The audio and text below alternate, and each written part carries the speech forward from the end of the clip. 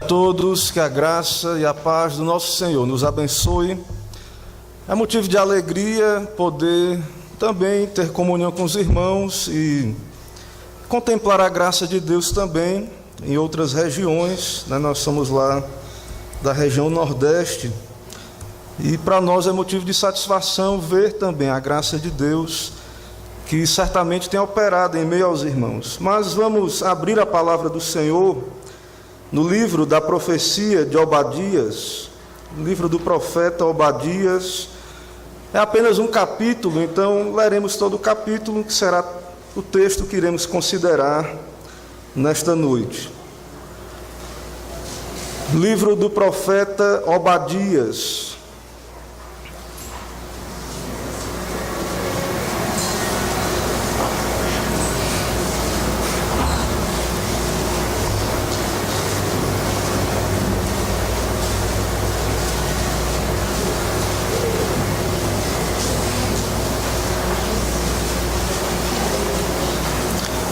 Livro da profecia de Obadias. Eu lerei o texto, a igreja acompanha o texto da exposição. Assim diz a palavra do Senhor. Visão de Obadias. Assim diz o Senhor Deus a respeito de Edom: temos ouvido as novas do Senhor, e às nações foi enviado um mensageiro que disse: levantai-vos e levantemo-nos contra Edom para a guerra. Eis que te fiz pequeno entre as nações, tu és muito desprezado. A soberba do teu coração te enganou, ó tu que habitas nas fendas das rochas, na tua alta morada, e dizes no teu coração: quem me deitará por terra? Se te remontares como águia e puseres o teu ninho entre as estrelas, de lá te derribarei, diz o Senhor. Se viessem a ti ladrões ou roubadores de noite, como estás destruído? Não furtariam só o que lhes bastasse? Se a ti viessem os vindimadores, não deixariam pelo menos alguns cachos? Como foram rebuscados os bens de Esaú, como foram esquadrinhados os seus tesouros escondidos. Todos os teus aliados te levaram para fora dos teus limites. Os que gozam da tua paz te enganaram. Prevaleceram contra ti os que comem o teu pão. Puseram armadilhas para teus pés. Não há em Edom entendimento. Não acontecerá naquele dia, diz o Senhor, que farei perecer os sábios de Edom e o entendimento do monte de Esaú. Os teus vales, ó Temã, estarão atemorizados, para que do monte de Esaú seja cada um exterminado pela matança. Por causa da violência feita a teu irmão Jacó, cobrir-te-á vergonha e serás exterminado para sempre. No dia em que, estando tu presente, estranhos lhe levaram os bens e estrangeiros lhe entraram pelas portas e deitaram sorte sobre Jerusalém, tu mesmo eras um deles. Mas tu não devias ter olhado com prazer para o dia de teu irmão, o dia da sua calamidade, nem ter se alegrado sobre os filhos de Judá no dia da sua ruína, nem ter falado de boca cheia no dia da angústia. Não devias ter entrado pela porta do meu povo no dia da sua calamidade. Tu não devias ter olhado com prazer para o seu mal no dia da sua calamidade, nem ter lançado mão nos seus bens no dia da sua calamidade. Não devias ter parado nas encruzilhadas para exterminares os que escapassem, nem ter entregado os que lhe restassem no dia da angústia, porque o dia do Senhor está prestes a vir sobre todas as nações. Como tu fizeste, assim se fará contigo. O teu mal feito tornará sobre a tua cabeça. Porque como bebestes no meu santo monte, assim beberão de contínuo. Todas as nações beberão, sorverão e serão como se nunca tivessem sido. mas no monte Sião haverá livramento. O monte será santo, e os da casa de Jacó possuirão as suas herdades. A casa de Jacó será fogo, e a casa de José chama, e a casa de Esaú restolho. Aqueles incendiarão a este e o consumirão, e ninguém mais restará da casa de Esaú, porque o Senhor falou. Os de Neguebe possuirão o monte de Esaú, os da planície aos filisteus possuirão também os campos de Efraim, e os campos de Samaria, e Benjamim possuirá a Gileade. Os cativos do exército dos filhos de Israel possuirão os cananeus até Sarepta, e os cativos de Jerusalém que estão em Sefarade possuirão as cidades do sul. Salvadores hão de subir ao monte Sião para julgarem o monte de Esaú, e o reino será do Senhor. Meus irmãos, a destruição decretada pelo Senhor contra o seu povo, anunciada pelos profetas, a disciplina de Deus, ela foi executada. O povo de Israel desagradou, caiu no desprazer de Deus por quebrar a sua lei, e Deus o suportou com grande paciência, mas ele usou uma nação ímpia, rebelde, cruel, como vara de disciplina, a Babilônia. Mesmo que essas nações, que eram varas de disciplina, mesmo que elas não estivessem conscientes do decreto de Deus, da soberania de Deus, mas estavam tão somente cumprindo esse decreto, embora nos seus corações eles estavam tão somente buscando satisfazer a sua corrupção, as suas concupiscências, os seus pecados, mas eles estavam cumprindo um propósito de Deus. E então nós vemos um tema nesse texto, nessa profecia, que tem sido ignorado da igreja dos nossos dias, que é o tema da justiça de Deus, da sua disciplina. O Deus que cremos é um Deus santo e justo. A sua justiça será plenamente satisfeita. A justiça de Deus será satisfeita. E Deus é um Pai amoroso para com seus filhos, para com o povo da aliança, para com os eleitos, de tal maneira que Ele castiga como um pai que ama o seu povo. E como Pedro muito bem nos expõe no Novo Testamento, há uma ocasião de começar o juízo pela casa de Deus. Nessa ocasião, segundo Pedro, é chegada. E se primeiro vem por nós, qual será o fim daqueles que não obedecem ao Evangelho de Deus? Ou seja, Deus é justo, Ele disciplina os seus filhos. E se para nós que somos os eleitos, os amados, sofremos o castigo, a disciplina, é tão difícil passar pela disciplina de Deus, quanto mais aqueles que estão nos caminhos que conduzem à morte e à destruição. Então, as tropas babilônicas arrasaram aquela terra de Israel, capturaram o rei, destruíram o templo. O povo de Deus ficou marcado por esse momento de dor, de destruição, de desolação, mas eles eram conscientes que Deus estava os disciplinando, pelo menos deveriam ser, porque Deus falou diversas vezes pelos profetas que iria punir o povo se não houvesse arrependimento. Deus declarou, Deus anunciou, como temos aqui uma visão de Deus em Obadias, um anúncio do plano de Deus. Da mesma maneira, Deus enviou seus profetas para Israel, e Israel então tinha conhecimento do que iria lhe acontecer por consequência dos seus próprios pecados. Então é um momento de dor, de sofrimento, onde nós vemos justiça de Deus, disciplina de Deus. No Salmo 137, nós temos descrita a dor dos israelitas, os seus captores, naquele momento em que eles foram deportados, desterrados, exilados.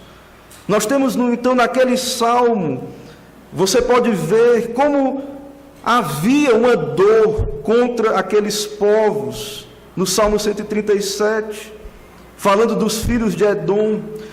Mas também temos no livro da profecia de Amós, ele diz que os edomitas, que vem lá de Esaú, um povo que representa a semente de Satanás, um povo arqui-inimigo de Israel, e também Amós, ele descreve essa fúria, a inveja dos edomitas, da descendência de Esaú, contra os eleitos de Deus, contra o povo amado de Deus. Havia uma fúria, uma inveja.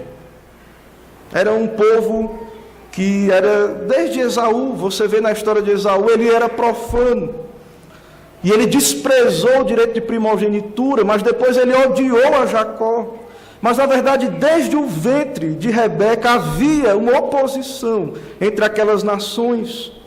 E então Amós diz que eles baniram toda a misericórdia. Baniram a misericórdia. A sua ira não cessou de despedaçar. E retiveram a sua indignação para sempre. Então, como era dolorido a disciplina de Deus, uma nação estranha, pagã, como a Babilônia, ser usada como vara, mas quão amargo a nação irmã, que vinha da mesma linhagem de Abraão, eram filhos também de Abraão, externamente, segundo a carne, os edomitas, mas internamente não eram eleitos, eram reprovados. Os edomitas são tipos, o povo de Edom é um tipo dos não eleitos, daqueles que são reprovados pelo Senhor. Então o salmista, no Salmo 137, ele diz ali naquele salmo, que é uma oração, contra os filhos de Edom: lembra-te, Senhor, do dia de Jerusalém. Pois diziam: arrasai-a até os fundamentos. E então, meus irmãos, certamente havia uma oposição entre essas nações, e ódio, e inveja, e uma crueldade desmedida da parte dos edomitas. Como nós vemos no livro de Gênesis, essa antítese, o próprio Deus estabeleceu na eternidade, no decreto da eleição. E lá é dito que 2 povos estavam no ventre de Rebeca, mas o mais velho serviria ao mais moço. E aquela antítese, então, é o que vemos aqui: os descendentes de Esaú em inimizade, em ódio, em inveja amarga contra o povo de Israel. Então, tudo isso não é estranho para nós, esse conflito não é estranho. O próprio Deus criou essas nações, o próprio Deus estabeleceu os limites da sua habitação, e o nosso texto diz no verso 2: eis que te fiz pequeno entre as nações, tu és muito desprezado. Há uma mensagem, uma revelação de Deus, de juízo contra Edom. Levantai-vos, levantemo-nos contra Edom para a guerra.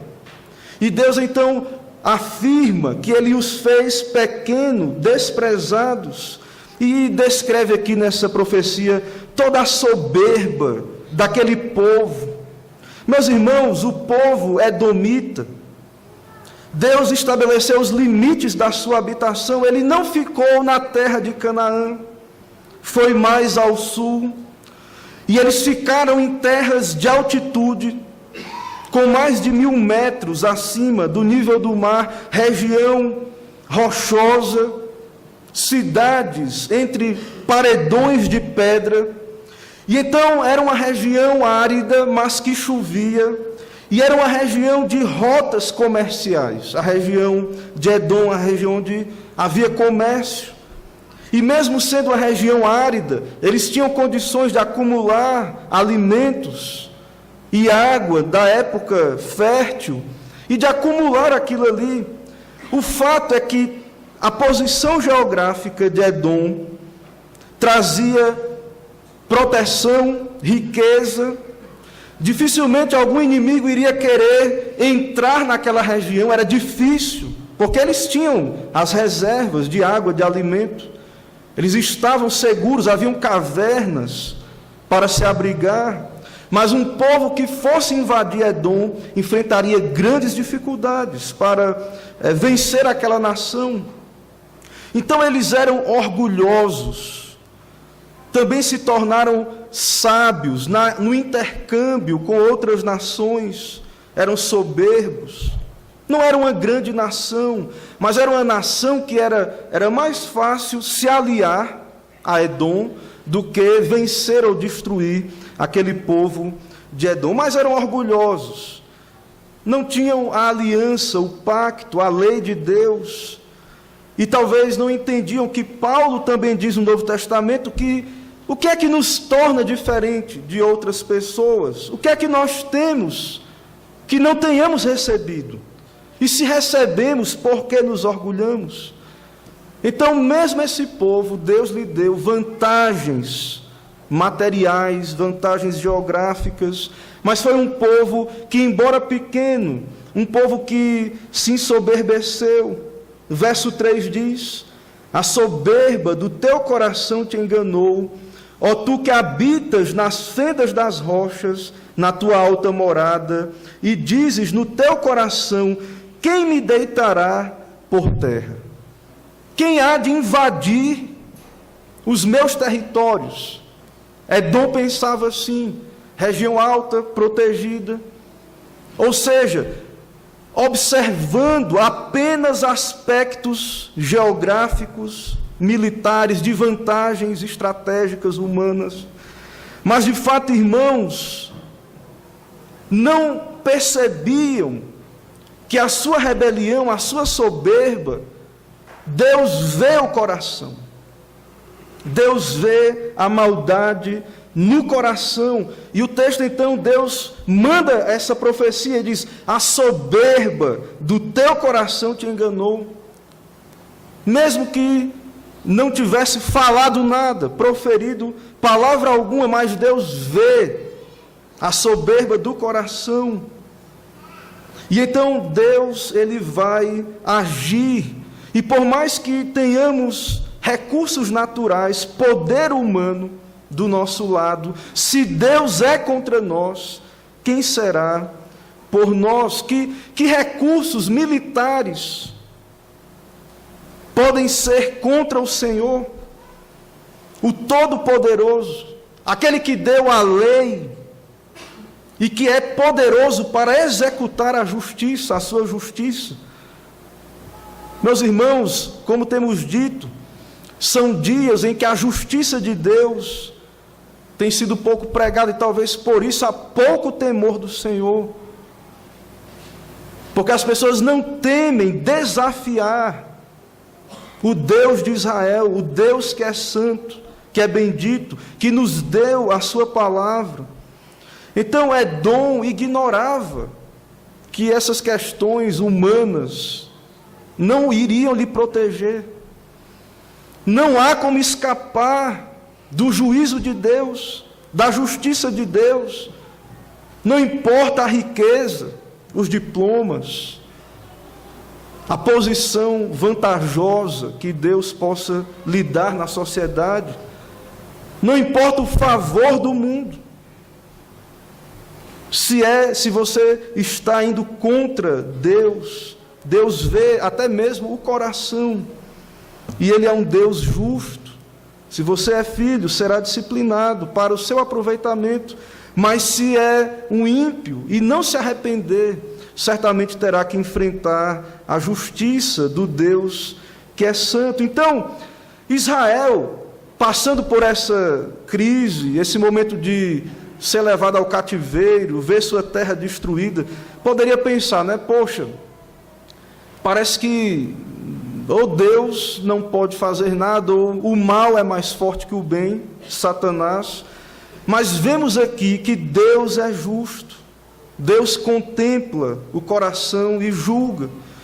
Então, nada daquelas vantagens poderiam livrar Edom do justo juízo de Deus. Deus também ameaça no verso 8: os sábios de Edom, não acontecerá naquele dia, diz o Senhor, que farei perecer os sábios de Edom e o entendimento do monte de Esaú. Meus irmãos, as graças, os dons que temos, é Deus que nos dá. A sabedoria, e a nossa sabedoria não pode contra o Senhor. Ele é quem sustenta, quem dá essas graças. E então a ilustração que o profeta usa nessa profecia, no verso 4, ele nos mostra que, ainda que aquele povo que era soberbo, morava em lugares altos, lugares de altitude, seguro na sua visão, mas ainda que eles se remontassem como águia, ainda que eles pudessem pôr o seu ninho entre as estrelas, de lá te derribarei, diz o Senhor. Mesmo que isso fosse possível, está no posto mais elevado, humanamente falando, do universo. Não há segurança ali. Se é inimigo de Deus, se está contra Deus, não há segurança. Então esse povo ímpio, ele tinha uma falsa segurança. Isso é soberba, é uma segurança carnal, podemos assim dizer. E Deus diz: não adianta, se tu te remontares como águia, eu vou te derrubar dali. Meus irmãos, é em vão então querer buscar segurança fora de Deus, da sua palavra. É tolice. Deus está acima e além de todos os recursos humanos. O que é impossível para os homens é possível para Deus, e a Ele pertence a vingança. E o povo de Deus está debaixo dessa bênção pactual, que Deus diz: abençoarei os que te abençoarem, e amaldiçoarei os que te amaldiçoarem. Quem pode desafiar o Senhor? Quem é bastante forte para Deus, para ser contra Deus? Então, o texto nos descreve o povo de Edom, um povo cruel, um povo que se alegrou, se regozijou, de modo mau, maligno, contra a queda do seu irmão. Um povo que alimentou maldade no coração. No verso 15, Deus diz do dia do Senhor que está prestes para vir sobre todas as nações: e como tu fizeste, assim se fará contigo. O teu mal feito voltará sobre a tua cabeça. Então, há uma lei de Deus, há justiça, há um princípio onde plantamos e colhemos. Deus é justo. Então ele diz aí muito claramente: como tu fizeste, Edom, assim se fará contigo. E esse verso, ele é exatamente o lado negativo do que podemos ver também no Evangelho segundo Mateus, no Sermão da Montanha. Nesse Evangelho, no capítulo 7, no versículo 12: tudo quanto, pois, quereis que os homens vos façam, assim fazei-o vós também a eles, porque esta é a lei e os profetas. O que quereis que os homens vos façam, fazei. Essa é a lei e os profetas. E o que Edom fez? O mal. E Deus diz: o que você fez contra Israel, o teu mal feito cairá sobre a tua cabeça, porque eles se alegraram com a ruína de Israel, com a queda. Queriam a aniquilação. Tudo indica inveja do povo eleito, da nação que Deus escolheu. Queriam a morte de Israel. Mas nessa profecia, irmãos, nós temos esperança, porque Deus é justo. Ele disciplina Israel, mas o juízo contra os ímpios será completamente, cabalmente trazido. E de fato, até mesmo a salvação e a libertação de Israel, a nossa libertação, está conectada com a punição dos ímpios, a punição do pecado. Libertação e salvação e punição do pecado são coisas que andam juntas. Então, Deus vai punir os ímpios.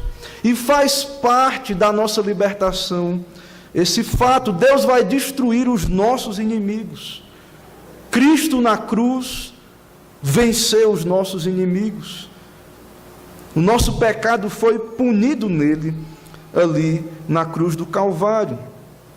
O nosso tema nesse sermão é: Deus consola o seu povo através do anúncio do seu grande dia. Seria o tema que damos a essa exposição. Eu quero trazer 3 pontos antes de aplicar ainda, trazer algumas aplicações. E em primeiro lugar, Deus vai consolar o seu povo através desse anúncio, em primeiro lugar, porque Deus vai aniquilar os inimigos de Israel. É o que vimos aqui. Como tu fizeste, assim se fará contigo. Eles quiseram a ruína de Israel, e Deus fez isso com Edom. Não existe edomitas mais. Herodes era idumeu, mas esse povo, como nação, desapareceu antes de Cristo. Não há edomitas hoje, mas judeus, israelitas ainda, de alguma maneira, existem como povo, como nação. E então, isso foi cumprido historicamente. Edom deixou de ser uma nação. Eles são um tipo dos preteridos. Deus os julgou, o dia do Senhor veio sobre as nações e sobre eles. E então nós vemos aqui que Deus é justo, que há um dia do Senhor, dia de juízo. Há juízos temporais, há dias dentro da história de juízo, de julgamento, mas há um dia final, descrito na Bíblia como o dia do Senhor. Mas há uma questão: por mais que não seja uma justiça completa nessa vida, porque só se dará uma plena justiça, Deus só vai ser plenamente satisfeito em sua justiça na eternidade, ou quando os ímpios forem pagar as suas dívidas e os santos estiverem com ele por causa da justiça de Cristo. Mas a justiça de Deus acontece dentro do tempo, dentro da história. Nós não podemos também ficar interpretando tudo o que é juízo de Deus. Não cabe a nós fazermos esse tipo de análise. Mas Deus está trazendo justiça, Ele executa justiça. Mas há dias de justiça, de disciplina para o povo e de juízo para os ímpios. E há o dia final de juízo. Então nós vemos que Israel representa a igreja, que é Edom, o povo preterido, não eleito. E o profeta diz que o dia do Senhor virá sobre todas as nações, dizendo que há um dia específico de juízo. E o motivo da condenação de Edom é dito, é declarado: por causa da violência feita ao teu irmão Jacó, cobrir-te-á vergonha, e serás exterminado para sempre.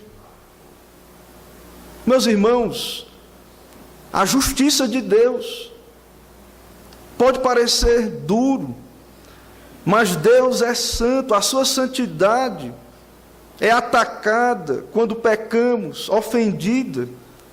E então Deus julga, Deus traz juízo. E então é claro que Edom, o que merece por causa do seu pecado é isso.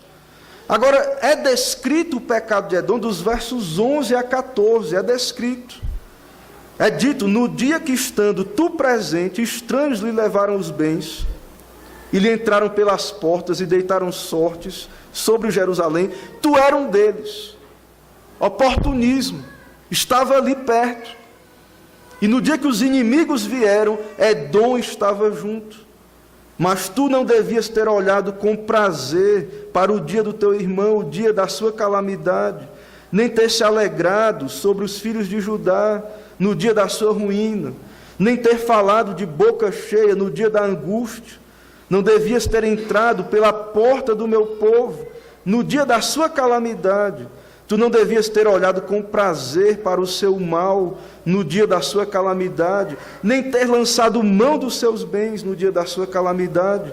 Não deverias ter parado nas encruzilhadas para exterminares os que escapassem, nem ter entregado os que lhe restassem no dia da angústia.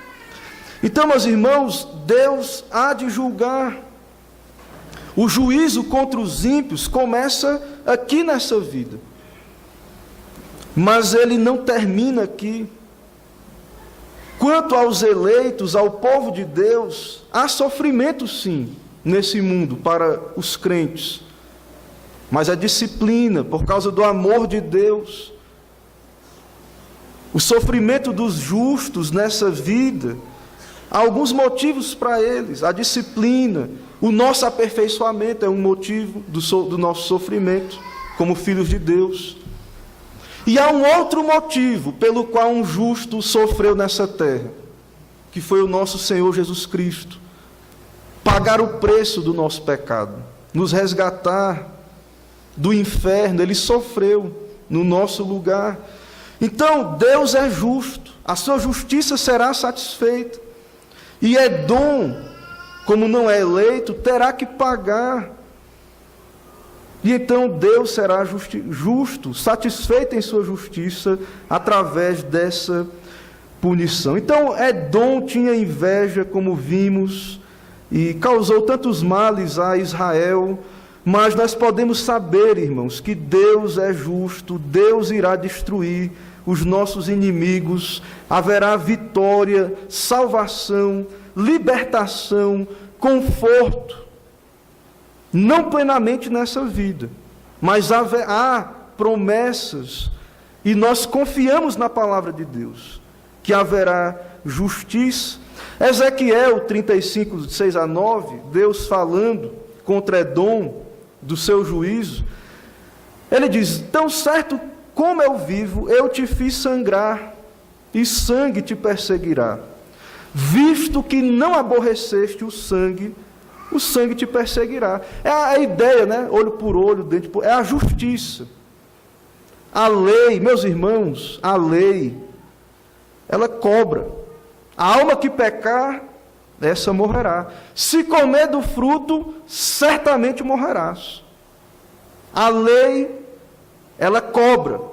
Ela não lhe dá capacidade de obedecê-la. É o Evangelho que diz: você pecou e não tem como obedecer, não pode obedecer, mas um outro obedeceu por você, um mediador. Há uma boa nova, há perdão, porque alguém pagou a justiça de Deus no seu lugar. Mas fora do Evangelho, fora da graça, fora de Cristo, sem um mediador, o que resta é estar debaixo da lei, que é o que o povo não eleito está. Eles estão debaixo da lei. E então Deus diz: visto que não aborreceste o sangue te perseguirá, farei do monte Seir extrema desolação, eliminarei dele o que por ele passa e o que por ele volta, encherei os seus montes dos seus transpassados, nos teus outeiros, nos teus vales, e em todas as tuas correntes cairão os traspassados à espada, em perpétuas desolações te porei, e as tuas cidades jamais serão habitadas. Assim sabereis que eu sou o Senhor. Então Deus cumpriu, Ele cumpre a sua justiça nesse mundo. A lei é para todos, não é só para os crentes, não. A justiça de Deus é para todos. O homem zomba de Deus, desafia a Deus, mas a justiça de Deus há de ser plenamente satisfeita. Então isso para nós é conforto também, porque Deus nos livrará dos nossos inimigos, Ele vai retribuir aqueles que são rebeldes, aqueles que não crerem em Cristo. Aquele que crê no Senhor está salvo, aquele que não crê já está condenado. Mesmo que ele não saiba, né? A Bíblia diz, e é um fato bíblico, cremos plenamente nessa verdade, estão condenados. E então esses dias, como Deus anuncia aqui, são tipos do juízo final, um tempo em que Deus será plenamente satisfeito. Agora, não é só naquele dia, não é. Em Obadias, aí no nosso texto, no versículo 5, ele descreve um juízo temporal sobre Edom. Se viessem a ti ladrões ou roubadores à noite, como estás destruído? Não furtariam só o que lhes bastasse? Meus irmãos, quando o ladrão vem, ele não tem como carregar tudo. Não dá. Ele escolhe o que ele acha melhor. Então a ideia, veja Edom, pare para pensar, veja se não é um juízo que está acontecendo com você, do povo de Edom, né? Veja se não é. Se viesse um ladrão, ele não escolheria que lhe agradava mais? Levou tudo, não sobrou nada. Como estás destruído? Se viessem vindimadores, né, colher ali, não deixaria alguns cachos, né? Você não consegue ver tudo, né? Às vezes passa batido ali um cacho de uva, mas não, foram rebuscados. Como foram rebuscados os bens de Esaú, como foram esquadrinhados os seus tesouros escondidos. Também o juízo se mostra aí, os teus aliados te levaram para fora dos teus limites, os que gozam da tua paz te enganaram, prevaleceram contra ti os que comem o teu pão, puseram armadilhas para teus pés, não há em Edom entendimento. Ou seja, é claro que há uma ação de Deus, através de instrumentos, para julgar Edom. Era um povo de alianças, e o texto diz que até mesmo os aliados de Edom, os que comiam do pão dos edomitas, eram contra eles. Enganaram, prevaleceram, puseram armadilhas. Não há em Edom entendimento. Então, essa nação foi destruída, Deus executou vingança sobre Edom. E então, meus irmãos, nós, o povo de Deus, sabemos, estando em Cristo, que o nosso sofrimento não é juízo. Porque a justiça de Deus sobre os crentes já foi satisfeita na cruz. Não é juízo. Eu não sei o motivo por que você está sofrendo. Eu sei que Deus é soberano, eu sei que há causas humanas, tanto suas quanto de outras pessoas. Creio, como a Bíblia nos mostra, a existência de Satanás. Mas eu sei que, sendo um eleito, regenerado, um crente, se você está sofrendo, não é esse juízo que Edom sofreu no tempo e na eternidade, não é. É para o seu crescimento, é para você ser aperfeiçoado na fé, é para a glória de Deus, e nós não vamos saber tudo, os porquês que Deus será glorificado nisso, mas não é juízo se você é um crente. Você está debaixo da bênção de Abraão. Agora, aqueles que não são de Cristo, que não estão em Cristo, segundo a Bíblia, estão debaixo de maldição. É maldito ao entrar, é maldito ao... Leia lá depois as maldições da desobediência. É maldito, segundo a palavra de Deus, e sofre nessa vida as consequências do pecado, e por toda a eternidade, se não se arrepender. Porque Deus é santo e é justo. E Ele vai punir o pecado. Ele vai punir. Ele não vai deixar de ser justo para ser misericordioso. Ele vai ser justo e misericordioso. E por isso Ele tem que punir todo o pecado. E então quem está em Cristo não está mais debaixo do juízo de Deus. Nenhuma condenação há, mas está debaixo da disciplina de um Pai que ama. Mas os que estão fora de Cristo devem, de fato, buscar a Cristo enquanto se pode achar, se humilhar, ir a Cristo, buscar refúgio em Cristo.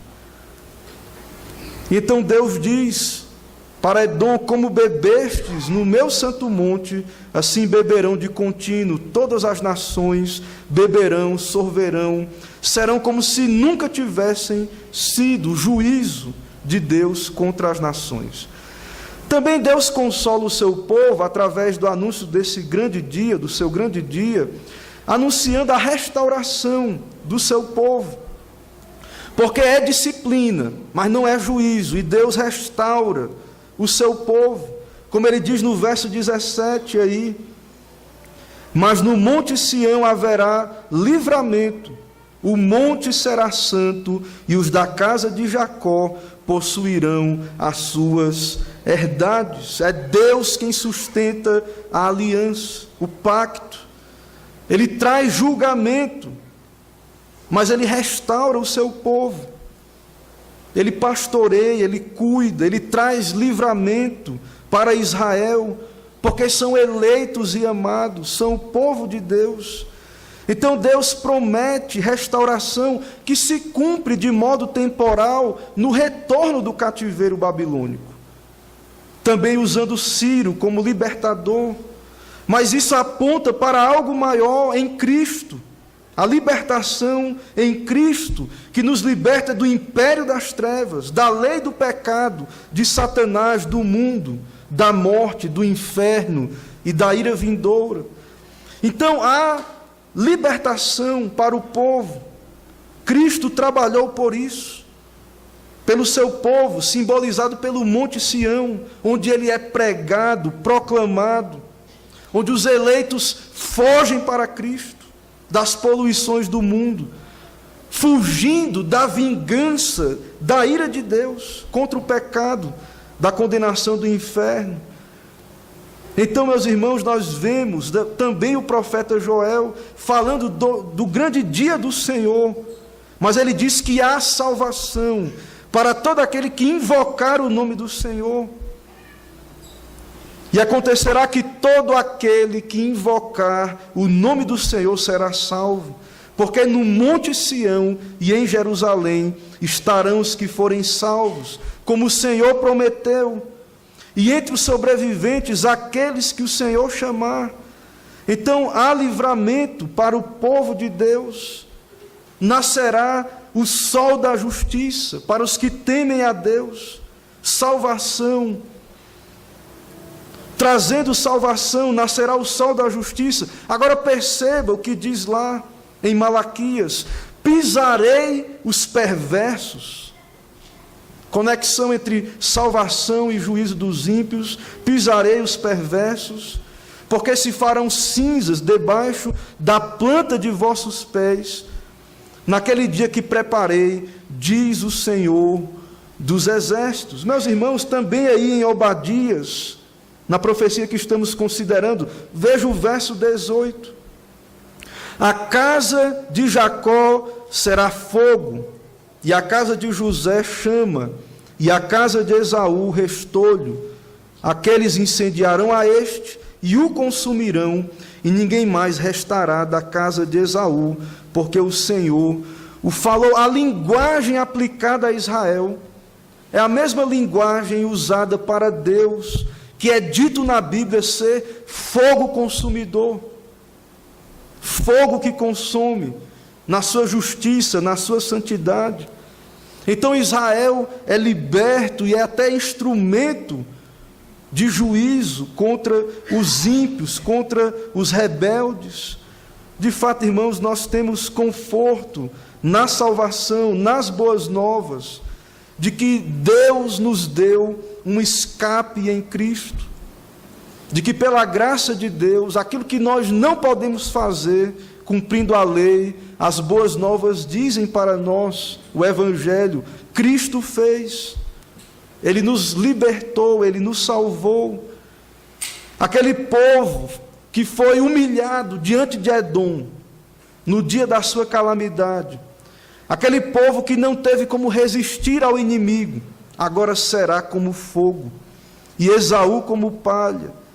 O povo de Deus será poderoso contra os seus adversários para os destruir, e Edom será completamente destruído também diante do povo de Deus. E também, ainda explicando as passagens aqui, também fala no versículo 21, salvadores hão de subir ao monte Sião para julgarem o monte de Esaú, e o reino será do Senhor. Há um debate sobre quem serão esses salvadores. Cristo apenas é o Salvador, mas há uma discussão se os apóstolos, como instrumentos de anúncio da salvação, ou no decorrer da história, todos aqueles que foram servos fiéis de Deus, instrumentos de Deus, seriam talvez esses salvadores da profecia de Edom. Mas o fato é que o reino é do Senhor, a salvação é do Senhor, e Ele usa os seus instrumentos para trazer libertação e salvação para o seu povo. Eu quero ainda trazer algumas aplicações para nós, para a nossa vida, nesta noite. Meus irmãos, em primeiro lugar, devemos esperar com paciência pela justiça de Deus. Ela não tarda. Nós sabemos que Deus não vai punir tudo aqui, porque senão não haveria uma condenação após a morte, um juízo eterno. Nós não estaríamos aqui se Deus fosse punir todo o pecado aqui, porque desde o Éden, nossos pais já teriam sido fulminados ali, por causa do seu pecado. Mas Deus é justo, e a sua justiça vai reinar e triunfar. A paciência de Deus não anula esse fato, a sua misericórdia também não anula. Os ímpios distorcem para ter ocasião de pecar. Mas nós, irmãos, devemos encomendar as nossas almas a Deus quando sofremos. Há sofrimentos nessa vida por conta dos nossos pecados, por conta das maldades desse mundo. Mas nós sabemos que Deus é justo, Deus irá trazer justiça sobre essa terra. Devemos também ter misericórdia dos que vivem no caminho da destruição. Não foi assim que Deus os fez originalmente. Eles tinham a imagem de Deus em Adão, mas pecaram, como todos nós pecamos em Adão.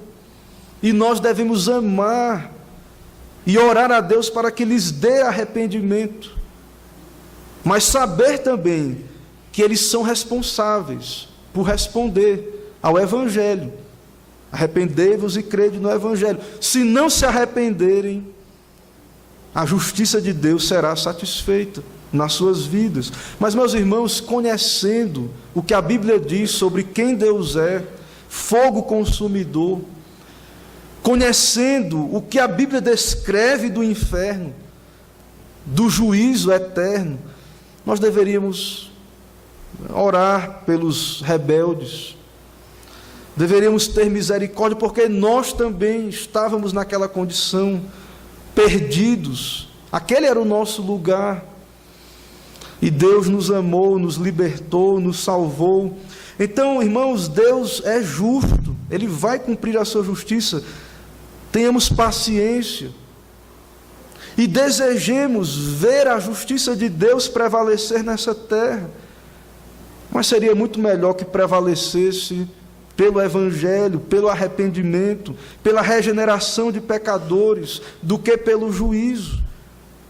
Mas há de haver tanto salvação quanto juízo nessa terra. Então, sejamos pacientes, encomendemos nossas almas a Deus em meio ao sofrimento e tenhamos calma e paciência no Senhor e também misericórdia desse mundo mau, e oremos por aqueles que estão rebeldes e distantes de Deus. Em segundo lugar, também nós podemos aprender que nós não devemos nos alegrar com a calamidade do próximo e nem usar a desculpa da graça para ferir ou pecar contra o próximo. Provérbios diz: quando cair o teu inimigo, não te alegres, e não se regozije o teu coração quando ele tropeçar. para que o Senhor não veja isso e lhe desagrade, e desvie dele a sua ira. Meus irmãos, como vimos, a lei, a regra de ouro é: faça para o outro o que você gostaria que fosse feito com você. Como é que você quer ser tratado quando você pecar, fraquejar?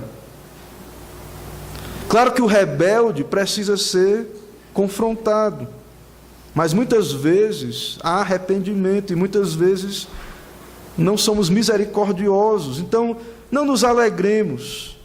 Não devemos seguir o exemplo dos edomitas, que se alegraram, zombaram, agravaram, querendo talvez, contribuir com o juízo de Deus, como se isso fosse possível.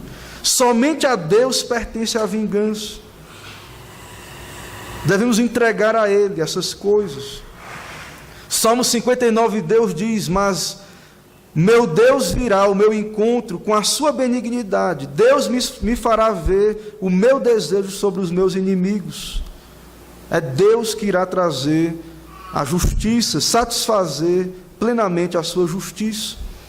E em último lugar, queria também aplicar, trazendo para nós o que já sabemos, mas reforçar: a salvação pertence ao Senhor, a libertação. É Ele quem nos liberta. Nada podemos fazer contra os nossos inimigos, a carne, o pecado, o diabo e o mundo. É por isso que precisamos de um mediador, que é Deus e homem, poderoso para nos salvar, poderoso para suportar a ira de Deus, que era contra nós. Então só Deus, meus irmãos, nós precisamos de um mediador, e Ele é Cristo, e só Ele pode nos salvar. Isso não significa que não devemos lutar contra a carne, o diabo, o mundo, mas a nossa confiança está em Cristo, no mediador. Ele irá completar a boa obra que Ele começou em cada um de nós. E finalmente, como temos em Apocalipse, Ele lhes enxugará dos olhos toda lágrima, e a morte já não existirá, já não haverá luto, nem pranto, nem dor, porque as primeiras coisas passaram. Devemos então buscar em Cristo o nosso conforto, o consolo na vida e na morte. Que Deus nos ajude e nos abençoe. Vamos orar. Senhor, nós te louvamos nessa noite, em adoração ao teu santo nome, publicamente. Também podemos ouvir a pregação da tua santa palavra. Cremos, ó Deus, que não é um momento ordinário, mas extraordinário, não por causa de nós que aqui estamos, porque somos indignos, pecadores, mas porque aprove ao Senhor que a tua palavra fosse anunciada, pregada, o teu Espírito operando através e com a palavra. Te louvamos, ó Deus, porque o Senhor nos conforta com a tua palavra. O Senhor também anuncia quem o Senhor é, justo e santo. Nos alegramos de ser teus filhos e pedimos ao Senhor: muda o nosso coração, ó Deus, naquilo que, se não temos nos alegrado no Senhor, na tua providência, na tua soberania, tem misericórdia, ó Deus, de nós. Se não temos nos humilhado diante do Senhor para confiar em Ti, nos Teus desígnios, tem compaixão, ó Deus, de nós como igreja. Santifica-nos, ó Deus, na Tua palavra, nos dá mais desejo de sermos como Cristo. Tem misericórdia, ó Deus, de nós. Abençoa essa igreja local, o pastoreio. O Senhor esteja conduzindo através daqueles que o Senhor aqui colocou, teu servo Renê, os presbíteros. Abençoa, ó Deus, esse povo com a tua palavra, que o teu Espírito santifique, fortaleça na graça e na fé. E também, ó Deus, nos dá confiança plena em Ti, na Tua justiça, e não nos deixa temer os homens, mas que possamos confiar plenamente na Tua graça, na Tua soberania. Dá-nos uma semana de paz, de bênção, nos guarda de todo o mal, sê com os enfermos, os conforta, com os que sofrem, os que padecem, também o Teu conforto seja com cada um. E abençoa, Deus, aqueles também que precisam de uma providência, uma porta de trabalho, mas que principalmente, ó Deus, nós possamos nos alegrar no Teu reino, na salvação e na Tua palavra. Dá-nos graça, nos abençoa. Em nome de Cristo Jesus, oramos e agradecemos. Amém.